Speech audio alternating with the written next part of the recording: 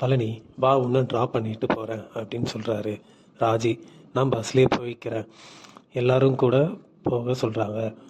ராஜி பழனி கிளம்புறாங்க. மயில், ஏன் இவ்வளோ யோசிக்கிறாங்கன்னு தெரியல. ராஜி பழனி வண்டியில் போகிறாங்க. பழனி, நீ போலீஸ் வேலைக்கு தானே ஆசைப்பட்ட, மீனா பார்த்து முடிவு எடுத்தியா? ராஜி, நான் பஸ்ஸில் போய்க்கிறேன், படிச்சுட்டே போகலாம்ல. ராஜி ஃப்ரெண்டு கால் பண்ணுறாங்க. ராஜி சம்மந்தமே இல்லாமல் பேசுகிறாங்க. ராஜி பழனிக்கிட்ட, இங்கேயே இறக்கி விடுங்க, நான் ஃப்ரெண்டு கூட போகிறேன், நாங்கள் டிஸ்கஸ்கிட்டே போவோம். ஹாலில் இருக்காங்க. பாண்டியன், நாளைக்கு இந்நேரம் ட்ரெயின் ஏறிடுவீங்கன்னு சரவணனை கேட்குறாரு. உங்களுக்கு எனக்கு தெரிஞ்ச இடத்துல ரூம் போட்டு இருக்கேன்டா, நம்ம வியாபாரிகளாக அங்கே தான் தங்குவாங்க. செந்தில், அந்த ரூம் வசதிப்படாதுப்பா. கோமதி, ஆம்பளைங்க தங்குற இடத்துல எதுக்குங்க? பாண்டியன் மீனா கிட்ட, நீங்கள் தங்கின ரூம் எப்படி இருந்ததுன்னு கேட்குறாரு. மயில், ஆன்லைனில் கூட புக் பண்ணலாம். பாண்டியன், அதெல்லாம் வேணாம்ப்பா.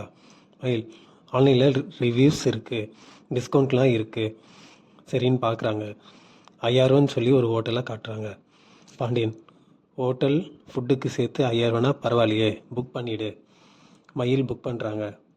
எல்லோரும் 3 டேஸ்க்கு 5000 இருக்காதேன்னு சொல்கிறாங்க. ராஜி, மீனா, கோமதி. மீனா, இந்த விஷயத்தில் மாமா பல்ப் வாங்கிடுவோன்னு நினைக்கிறேன். கோமதி, அதெல்லாம் ஒரு பல்பும் வாங்க மாட்டார். செந்தில், கதிர், பழனி திண்ணையில். செந்தில், சரவணன் மட்டும்தான் அவங்களுக்கு பிறந்தாங்களா? 5000 அண்ணி சொல்கிறாங்க, வெறும் 5000 தான்னு கேட்குறாரு, அநியாயம் பண்ணுறாரு. கதிர், பழனி மாமா, உங்கள் அம்மா அக்காவை சேர்த்து வைக்க உங்களுக்கு தோணலையா? 2 பேரும் மீட் பண்ணால் அப்பாவும் எதுவும் சொல்ல மாட்டார். பழனி, ஆனால் அங்கே இருக்க 2 பேரும் தான். கதிர், இப்போ தான் தெரியுது அம்புட்டு பாசம் அம்மாச்சி வச்சுருக்காங்கன்னு.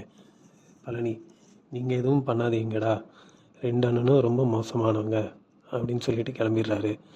கதிர் செந்தில்கிட்ட, எப்படியாவது சேர்த்து வச்சிடலாம். கதிர் ராஜி ரூமில். ராஜியோட ஃபேமிலி ஃபோட்டோ புக்கில் இருந்து கீழே விழுது.